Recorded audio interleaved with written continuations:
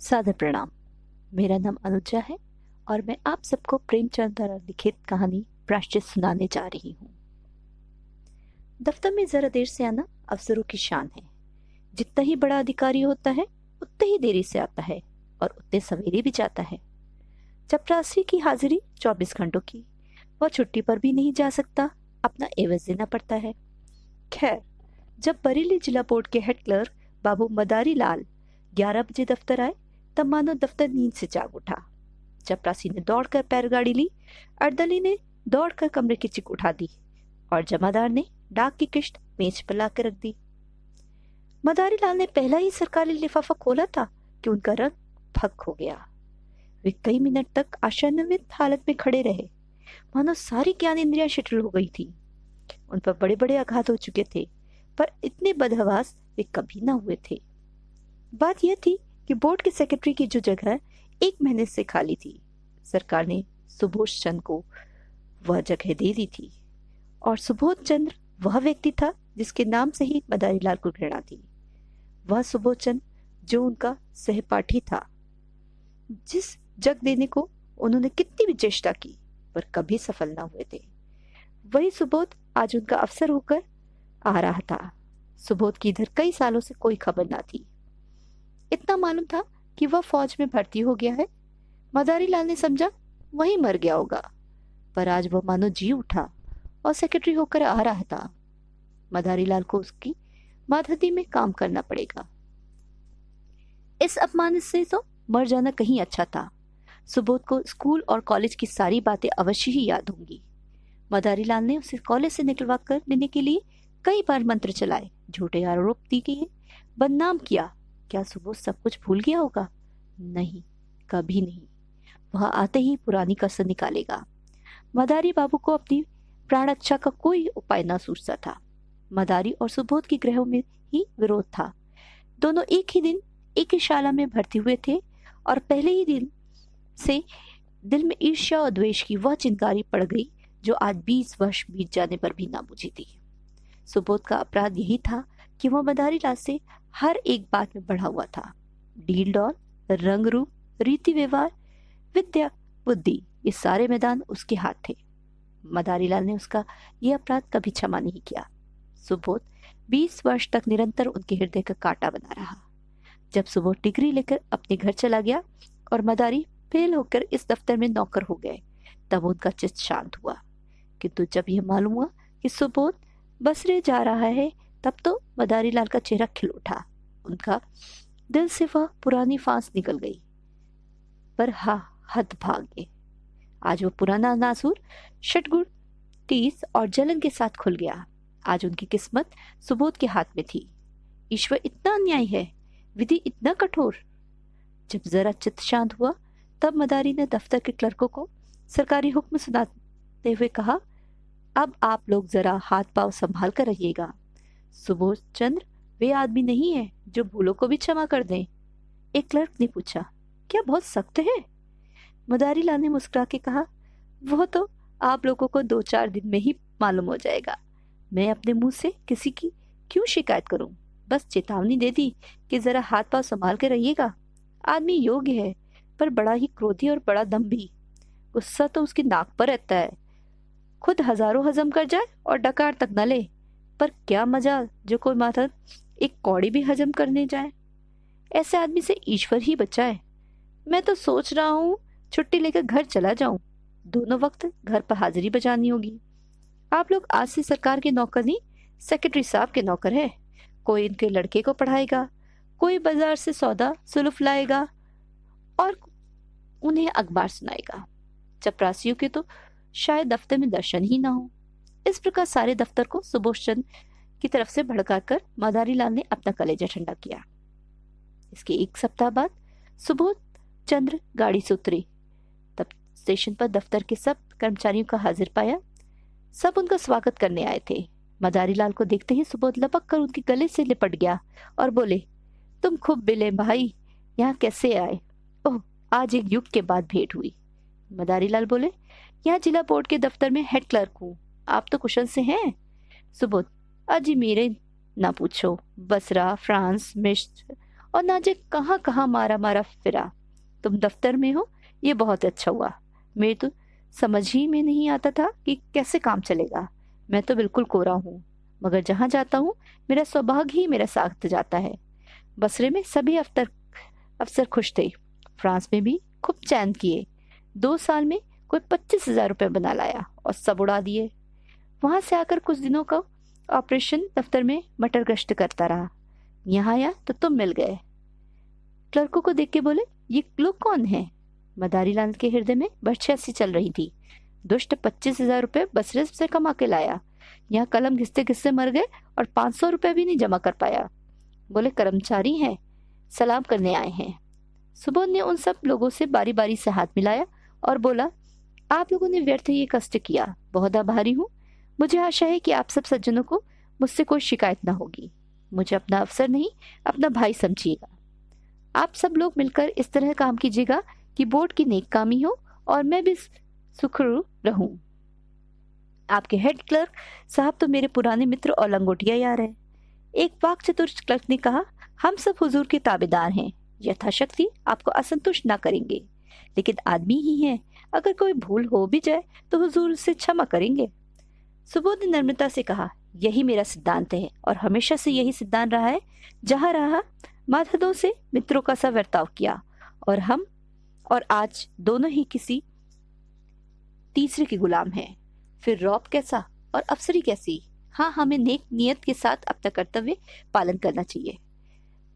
जब सुबोध से विदा होकर कर्मचारी लोग चले गए, तब आपस में बातें होने लगी। आदमी तो अच्छा मालूम होता है। हेल्थ क्लर्क के कहने से तो ऐसा मालूम होता था कि सबको कच्चा ही खा जाएगा। पहले सभी ऐसे ही बातें करते, ये दिखाने के दांत हैं। सुबोध को आए 1 महीना गुजर गया। बोर्ड के क्लर्क, अर्दली, चपरासी सब उसके वर्ताव से खुश हैं। वह इतना प्रसन्नचित्त है, इतना नर्म है कि जो उससे एक बार मिला सदैव के लिए उसका मित्र हो जाता है। कठोर शब्द तो उसकी जबान पर आते ही नहीं। इनकार को भी वह अप्रिय नहीं होने देता, लेकिन द्वेष की आंखों में गुण और भी भयंकर हो जाता है। सुबोध के ये सारे सद्गुण मदारी लाल की आंखों में खटकते रहते हैं। उसके विरुद्ध कोई न कोई गुप्त षड्यंत्र रचते ही रहते हैं। पहले कर्मचारी को भड़काना चाहा, सफल न हुए। बोर्ड के मेंबरों को भड़काना चाहा, मुंह की खाई। ठेकेदारों को उभारने का बीड़ा उठाया, लज्जित होना पड़ा। वे चाहते थे कि भूसे में आग लगाकर दूर से तमाशा देखे। सुबोध से यूं हंसकर मिलते, यूं चिकनी चुपड़ी बातें करते मानो उसके सच्चे मित्र हैं, पर घात में लगे रहते। सुबोध में सब गुण थे, पर आदमी पहचानना ना जानते थे। वे मदारी लाल को अब भी अपना दोस्त समझते थे। एक दिन मदारी लाल सेक्रेटरी साहब के कमरे में गए तो कुर्सी खाली देखी। वे किसी काम से बाहर गए हुए थे। उनकी मेज पर 5,000 के नोट पुलिंदों में बंधे हुए थे।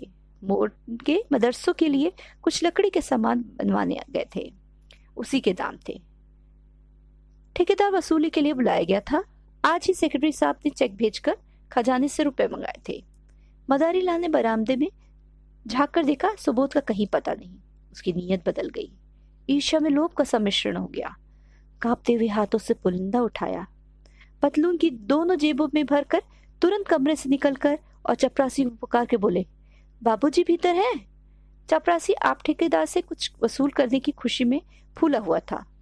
सामने वाले तमोली की दुकान से आकर बोला, जी नहीं, कचहरी में किसी से बातें कर रहे हैं, अभी अभी तो गए हैं। मदारी लाल ने दफ्तर में आकर क्लर्क से कहा, ये मिसल ले जाकर सेक्रेटरी साहब को दिखाओ। क्लर्क मिसल लेकर चला गया। जरा देर में लौटकर बोला, सेक्रेटरी साहब कमरे में ना थे, फाइल मेज पर आया हूं। मदारी लाल ने मुंह सिकोड़कर कहा, कमरा छोड़कर कहाँ चले जाया करते हैं? किसी दिन धोखा खाएंगे। क्लर्क ने कहा, उनके कमरे में दफ्तर वालों के सिवा और जाता ही कौन है? मदारी लाल ने तीर स्वर में कहा, तो क्या दफ्तर वाले सबके सब देवता हैं? कब किसकी नीयत बदल जाए कोई नहीं कह सकता। मैंने छोटी छोटी रकमों पर अच्छों की नीयत बदलते देखी है। इस वक्त हम ही सहा हैं, लेकिन अवसर पाकर शायद ही कोई चुके। मनुष्य की यही प्रकृति है। आप जाकर उनके कमरे के दोनों दरवाजे बंद कर दीजिए। क्लर्क ने टाल कर कहा, चपरासी तो दरवाजे में बैठा ही हुआ है। मदारी लाल ने झुंझला कर कहा, आपसे जो मैं कहता हूँ वह कीजिए। कहने लगे, चपरासी बैठा हुआ है? चपरासी कोई ऋषि है या मुनि है? चपरासी ही कुछ उड़ा ले तो आप उसकी क्या कर लेंगे? जमानत भी तो है। 300 की, यहाँ एक एक कागज लाखों का है। ये कहकर मदारी लाल खुद उठे और दफ्तर के द्वार दोनों तरफ से बंद कर दिए। जब चित्त शांत हुआ तब नोटों के बुलंदे जेब से निकालकर एक अलमारी में कागजों के नीचे छिपा कर रख दिए, फिर आकर अपने काम में व्यस्त हो गए। सुबह चंद कई घंटों में लौटे, तब उनके कमरे का द्वार बंद था। दफ्तर में आकर मुस्कुराते हुए बोले, मेरा कमरा किसने बंद किया?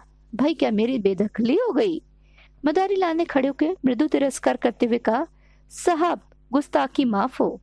आप जब कभी बाहर जाएं, चाहे 1 मिनट के लिए ही क्यों ना जाएं, तब दरवाजा बंद कर दिया करे। आपकी मेज पर रुपए पैसे और सरकारी कागज पत्र बिखरे पड़े रहते हैं, ना जाने किस वक्त किसकी नीयत बदल जाए। मैंने अभी सुना कि आप कहीं गए हैं, तब दरवाजे बंद कर दिए।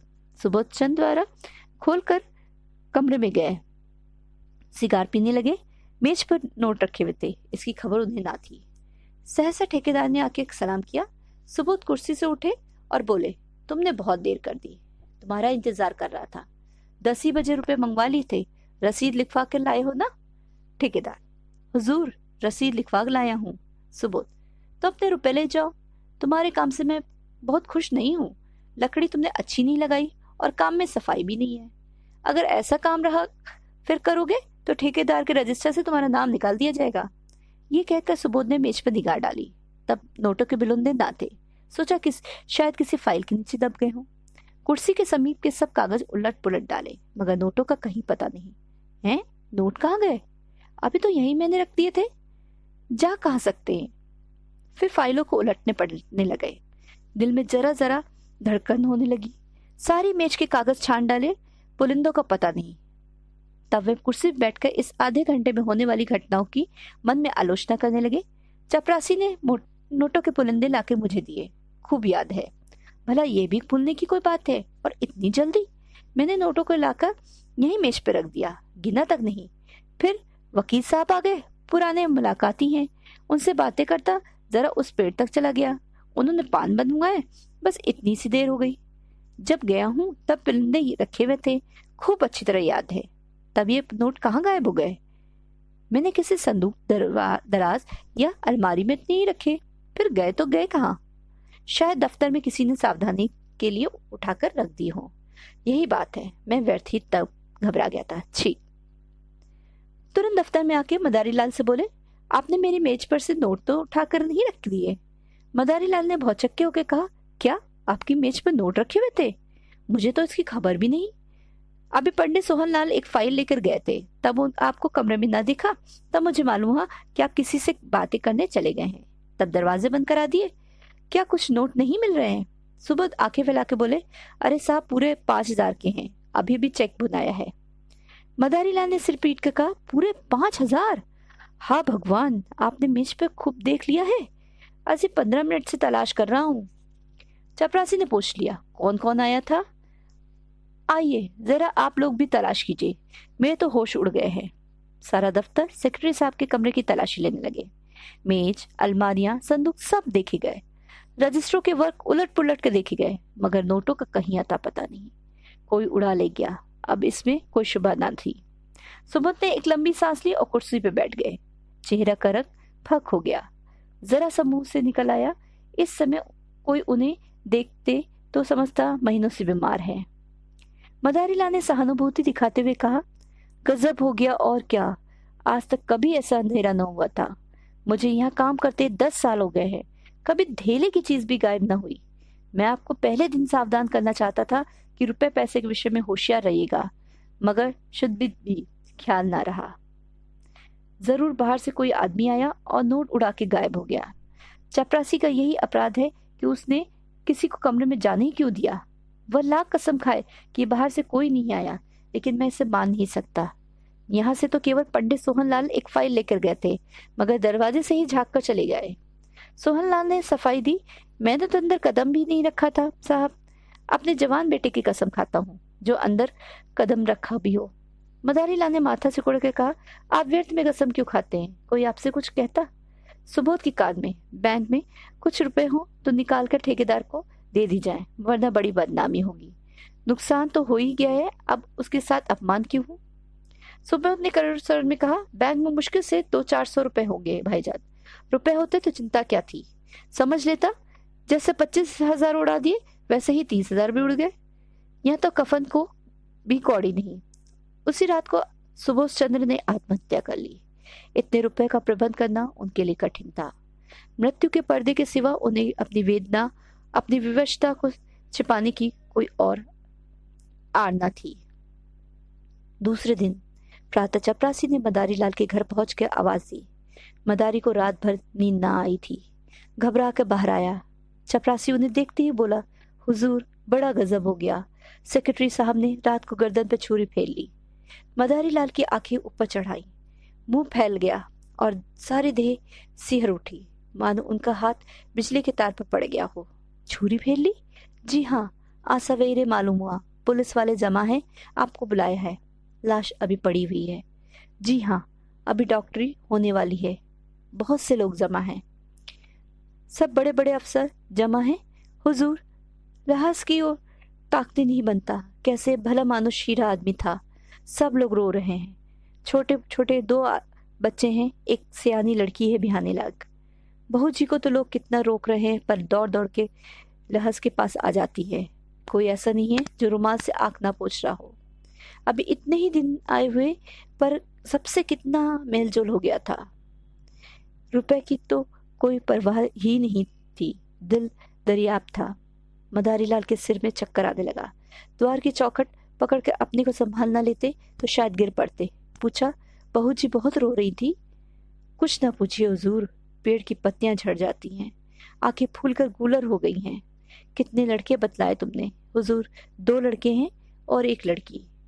नोटों के बारे में भी बातचीत हो रही होगी? जी हाँ, सब लोग यही कहते हैं कि दफ्तर के किसी आदमी का ही काम है।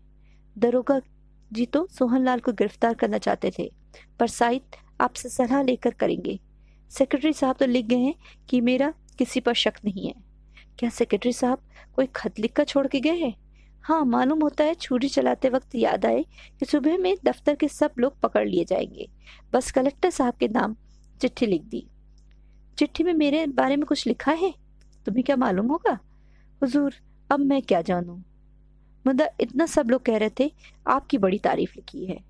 मदारी लाल की सांस और तेज हो गई। आंखों में आंसू की 2-2 बड़ी बूंदें गिर पड़ी। आंख पोंछते हुए बोले, वे और मैं एक साथ पढ़े थे नंदू।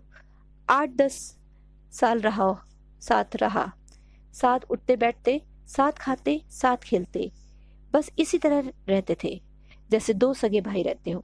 खत में मेरी क्या तारीफ लिखी है? मगर तुम्हें क्या मालूम होगा, आप तो चल ही रहे हैं। देख लीजिएगा, कफन का इंतजाम हो गया है। नहीं हुजूर, कहे ना अभिलाष की डॉक्टरी होगी, मुद्दा अब जल्दी कीजिए। ऐसा ना हो कोई दूसरा आदमी बुलाने आता हो। हमारे दफ्तर के सब लोग आ गए होंगे? जी हाँ, इस मोहल्ले वाले तो सभी हैं। मदारी लाल सुबोध चंद के घर पहुंचे, तब उन्हें ऐसा मालूम हुआ कि सब लोग उन्हीं की तरफ संदेह की आंखों से देख रहे हैं। पुलिस इंस्पेक्टर ने तुरंत उन्हें बुलाकर कहा, आप भी अपना बयान लिखा दें। और सबके बयान तो मैं लिख चुका हूँ। मदारी लाल ने ऐसी सावधानी से अपना बयान लिखाया कि पुलिस के अफसर भी दंग रह गए। उन्हें मदारी लाल पर शुबा होता था, पर इस बयान ने उनका अंकुर भी निकाल दिया। इसी वक्त सुबोध के दोनों बालक रोते हुए मदारी लाल के पास आए और कहा, चलिए आपको अम्मा बुलाती हैं। दोनों मदारी लाल से परिचित थे। मदारी लाल यहाँ तो रोज ही आते थे, पर घर में कभी नहीं गए थे। सुबोध की स्त्री उनसे पर्दा करती थी। ये बुलावा सुनकर उनका दिल धड़क उठा। कहीं इसका मुझ पर शुभा ना हो, कहीं सुबोध ने मेरे विषय में कोई संदेह ना प्रकट किया हो। कुछ झिझकते हुए, कुछ डरते हुए भीतर गए। तब विधवा का करुण विलाप सुनकर कलेजा कांप उठा। इन्हें देखते ही उस अबला के आंसू का कोई दूसरा स्रोत खुल गया और लड़की तो दौड़कर इनके पैरों से लिपट गई। दोनों लड़कों ने भी घेर लिया। मदारी लाल को उन तीनों की आंख में ऐसी अथाह वेदना, ऐसी विदारक याचना भरी हुई मालूम पड़ी कि वे उनकी ओर देख न सके। उनकी आत्मा उन्हें धिक्कारने लगी। जिन बेचारों को उन पर इतना विश्वास, इतना भरोसा, इतना आत्मीयता, इतना स्नेह था, उन्हीं की गर्दन पर उन्होंने छुरी फेरी।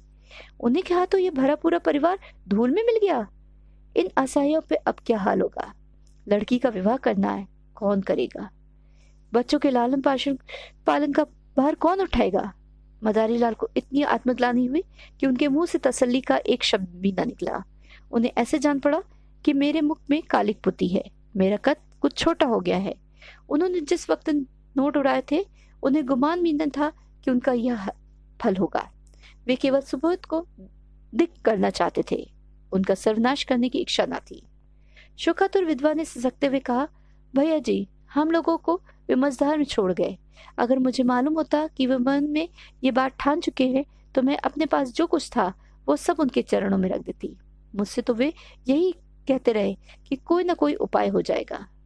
आप ही के मार्फत वे कोई महाजन ठीक करना चाहते थे। आपके ऊपर उन्हें इतना भरोसा था कि कह नहीं सकती। मदारी लाल को ऐसा मालूम हुआ कि कोई उनका हृदय पे नशा चला रहा है। उन्हें अपने कंठ में कोई चीज फंसी हुई जान पड़ती थी। रामेश्वरी ने फिर कहा, रात सोए तब खूब हंस रहे थे, रोज की तरह दूध पिया, बच्चों को प्यार किया, थोड़ी देर हारमोनियम बजाया और तब कुल्ला करके लेटे। कोई ऐसी बात नहीं थी जिससे लेश मात्र भी संदेह होता। मुझे चिंतित देख बोले, तुम व्यर्थ घबराती हो।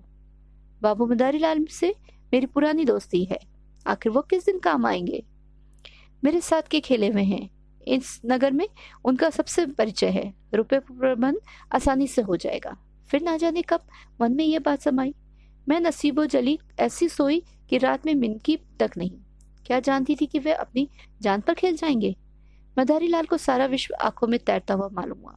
उन्होंने बहुत जब्त किया, मगर आंसू के प्रभाव को ना रोक सके। रमेश्वरी ने आंखें पोंछकर फिर कहा, भैया जी, जो कुछ होना था वो तो हो चुका, लेकिन आप उस दुष्ट का पता जरूर लगाइएगा जिसने हमारा सर्वनाश कर दिया है। ये दफ्तर ही के किसी आदमी का काम है। वे तो देवता थे, मुझसे यही कहते थे कि मेरा किसी पसंदे नहीं है, पर है ये किसी दफ्तर वाले का ही काम। आपसे इतनी विनती करती हूँ कि उस पापी को बचकर न जाने दीजिएगा। पुलिस वाले शायद कुछ रिश्वत देकर उसे छोड़ दे। आपको देखकर उनका ये हौसला ना होगा। अब हमारे सिर पर आपके सिवा कौन है, किससे अपना दुख कहें। लाश की ये दुर्गति होनी भी लिखी थी। मदारी लाल के मन में ऐसा एक बार उबाला उठा कि सब कुछ खोल दें, साफ साफ कह दें कि मैं ही वो दुष्ट, वह अधम, वह पामर हूँ। विधवा के पैरों पर गिर पड़े और कहे, वही छुरी इस हत्यारे की गर्दन पर फेर दो, पर जबान न खुली। इसी दशा में बैठे बैठे उनके सिर में ऐसा चिक्कर आया कि वो जमीन पर गिर पड़े। तीसरे पहर लाश की परीक्षा समाप्त हुई। आरती जलाशय की ओर चल दी।